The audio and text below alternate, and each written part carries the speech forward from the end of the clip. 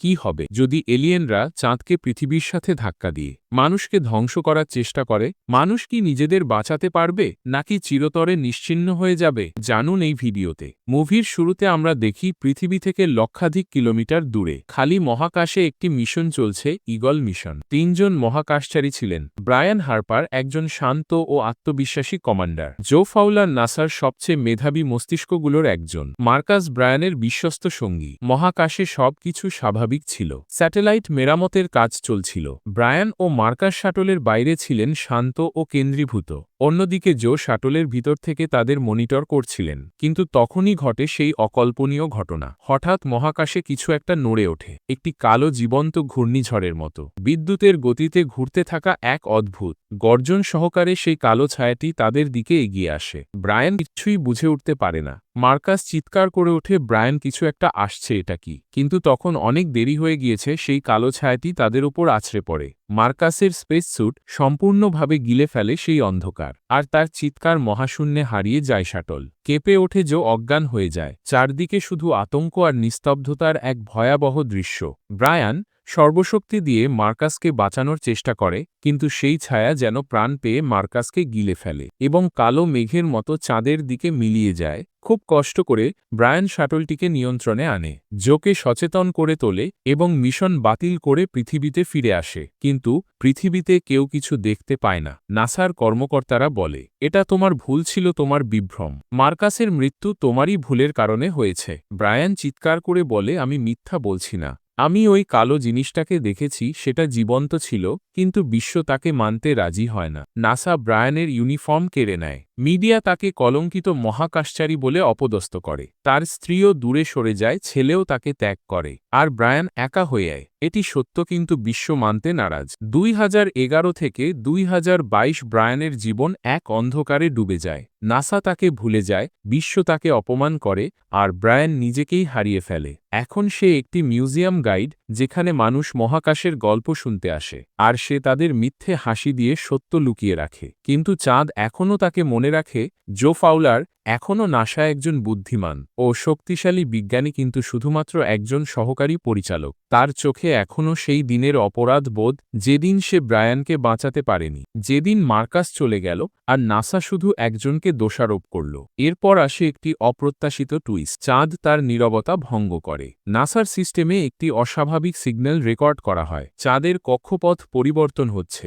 ধীরে ধীরে এটি পৃথিবীর দিকে এগিয়ে আসছে। জো এই ব্যাপারে তদন্ত শুরু করে। নাসায় জরুরি বৈঠক ডাকা হয়। বিজ্ঞানীরা ভয় পেয়ে যায়। কেউ কেউ বলে এটি সৌর মহাকর্ষীয় অসামঞ্জস্যতা মাত্র। কিন্তু জো জানে এটি স্বাভাবিক নয়, এখানে আরও কিছু লুকানো আছে রহস্য। ঠিক তখনই প্রবেশ করে একটি নতুন চরিত্র, কেসি হাউসম্যান, একজন স্বঘোষিত বিজ্ঞানী, একটু পাগলাটে। কেসি তার হিসাব নিকাশ নিয়ে চিৎকার করে বলে, চাঁদ আসলে তোমরা যা ভাবো তা নয়, এটি একটি কৃত্রিম মেগা স্ট্রাকচার। নাসার লোকেরা হাসে, কিন্তু জো থমকে যায়, কারণ কেসির তথ্য কিছুটা হলেও সঠিক। কেসি বলে এটি কোনো প্রাকৃতিক উপগ্রহ নয়, এর ভিতরে কিছু আছে, কিছু জীবন্ত।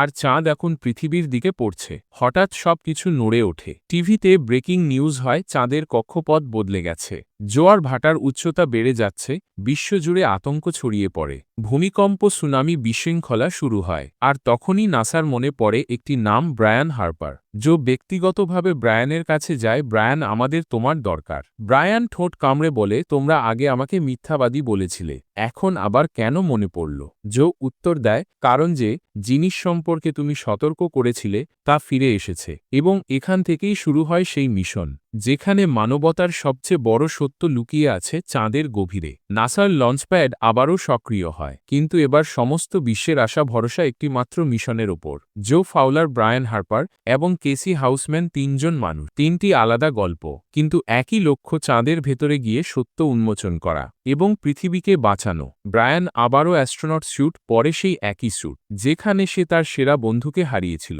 কেসি প্রথমবার রকেটে চড়ে ভয়ে কাঁপতে কাঁপতে বলে, আমি আমার থিওরি প্রমাণ করবই, জীবন গেলেও। রকেট লিফট অফ হয়। পৃথিবীর ইতিহাসের সবচেয়ে বিপজ্জনক মিশন শুরু হয়। যখন তারা চাঁদের কাছাকাছি পৌঁছায়, সবকিছুই স্বাভাবিক মনে হয়, কিন্তু হঠাৎই আবার একটি কালো ঝাঁক, ব্ল্যাক সোয়ার্ম, একটি জীবন্ত যন্ত্র তাদের স্পেসশিপে আক্রমণ করে। সবকিছু কেঁপে ওঠে। ব্রায়ান নিয়ন্ত্রণ নেয়, আর কেসি ভয়ে চিৎকার করে বলে, ওই জিনিস এটাই মার্কাসকে নিয়ে গিয়েছিল। এটি একটি এআই, একটি জীবন্ত প্রযুক্তি। এই কৃত্রিম বুদ্ধিমত্তা এআই মানুষের তৈরি। প্রাচীন যুগের মানুষ এতটাই বুদ্ধিমান ছিল যে তারা চাঁদে একটি সম্পূর্ণ পৃথক সভ্যতা গড়ে তুলেছিল, যেখানে সবকিছু এআই দ্বারা নিয়ন্ত্রিত হতো। কিন্তু সময়ের সাথে সাথে এই এআই এতটাই উন্নত হয়ে যায় যে এটি মানুষের বিরুদ্ধে বিদ্রোহ করে বসে। একদিন এটি মানুষদের উপর আক্রমণ করে। এলিয়েনরা মানুষকে হত্যা করতে শুরু করল। যখন সমগ্র মানবজাতির বিলুপ্তির হুমকি দেখা দিল, কিছু মানুষকে নিরাপদে রাখার জন্য তাদের পৃথিবীতে পাঠানো হয়েছিল। কিন্তু এখন সেই এআই চাঁদকে পৃথিবীর দিকে টেনে আনছে, যাতে বেঁচে থাকা শেষ মানুষগুলোকেও নিশ্চিহ্ন করা যায়। এই এআই ইলেকট্রনিক ডিভাইসের রেডিয়েশন থেকে মানুষের অবস্থান শনাক্ত করে এবং আক্রমণ করে। এই কারণেই ব্রায়ান তার কাছে থাকা ডিভাইসটি ভেঙে ফেলে। কিন্তু কোনো লাভ হয় না, কারণ কেসির কাছে তখনও একটি মোবাইল থাকে। ব্রায়ান তাড়াতাড়ি সেটিও ধ্বংস করে দেয় এবং তখনই থেমে যায় এবং চাঁদের ভিতরে একটি গোপন গর্তে ফিরে যায়। ব্রায়ান ও তার দল বুঝতে পারে যতক্ষণ না সম্পূর্ণভাবে ধ্বংস করা হচ্ছে, ততক্ষণ মানবজাতি নিরাপদ নয়। তাই তারা সেই গর্তে প্রবেশ করে ভিতরে তারা একটি বিশাল কাঠামো দেখতে পায়, যা তাদের পূর্বপুরুষরা চাঁদে বসবাসের জন্য তৈরি করেছিল। কিন্তু হঠাৎ এআই আবার তাদের তাড়া করতে শুরু করে। প্রাণ বাঁচাতে তারা দৌড়ে পালায়। স্পেসশিপ ক্র্যাশ ল্যান্ডিং করে চাঁদে জাহাজ ভেঙে যায়। যোগাযোগ বিচ্ছিন্ন হয়ে পড়ে। তখন তারা চাঁদের গভীরে প্রবেশ করে, যেখানে একটি ধাতব করিডোর তাদের জন্য অপেক্ষা করছে। যেন কেউ ইচ্ছা করেই এটি তৈরি করেছে। কৃত্রিম আলো রহস্যময় চিহ্ন কেসি বলে, আমি বলছিলাম চাঁদ একটি মেগা স্ট্রাকচার। এর ভিতরে কিছু আছে আরও প্রাচীন, আরও বুদ্ধিমান। তাদের সামনে খুলে যায় একটি বিশাল ভূগর্ভস্থ কক্ষ, একটি অতি প্রাচীন কন্ট্রোল রুম। সেখানে তাদের সাথে দেখা হয় এক ডিজিটাল সচেতনতার, যা সরাসরি ব্রায়ানের মস্তিষ্কের সাথে সংযোগ স্থাপন করে। এক আলো, এক কণ্ঠস্বর, তুমি একজন মানুষ, কিন্তু তোমার অস্তিত্ব তাদের কারণেই। যারা আমাদের তৈরি করেছিল ব্রায়ান হতভম্ব, তুমি কে? কণ্ঠস্বর উত্তর দেয়, আমি তোমাদের পূর্বপুরুষদের তৈরি কৃত্রিম বুদ্ধিমত্তা। আমরা তোমাদের মতো মানুষ তৈরি করেছিলাম, কিন্তু পরে আরেকটি এআই, একটি ভাইরাস আমাদের মুছে ফেলতে শুরু করে। চাঁদ একটি অস্ত্র ছিল, এখন সময় এসেছে এটিকে সক্রিয় করার। অন্যদিকে পৃথিবীতে আতঙ্ক ছড়িয়েছে। চাঁদ এখন খুব কাছে চলে এসেছে। এর টুকরো পৃথিবীতে পড়তে শুরু করেছে। মানুষ প্রাণ বাঁচাতে ছুটাছুটি করছে। চাঁদের আকর্ষণে সমুদ্রে বিশাল ঢেউ উঠছে, যা শহরগুলিকে গ্রাস করছে। Los Angeles, new York, Tokyo ধ্বংসের মুখে। সেনা অফিসাররা এখন নিউক্লিয়ার বোমা দিয়ে চাঁদকে ধ্বংস করার পরিকল্পনা করছে। কিন্তু তখন একজন অফিসার, যে জোর ও স্বামী বিরোধিতা করে, সে বলে, আমার স্ত্রী চাঁদে আছে, আমি এটা করতে পারি না। আমি বিশ্বাস করি সে আমাদের বাঁচাবে। চাঁদের ভিতরে ব্রায়ান, জো ও কেসি জানতে পারে এই রগ এআইকে থামানোর একটাই উপায় চাঁদের গভীরে লুকানো আছে। একটি প্রাচীন কোর ওয়েপন ম্যানুয়ালি সক্রিয় করে সিস্টেম রিবুট করতে হবে। অর্থাৎ তাদের একজনকে নিজের জীবন উৎসর্গ করে কোর পর্যন্ত পৌঁছাতে হবে। ব্রায়ান চুপ করে থাকে, তারপর বলে, আমি যাব।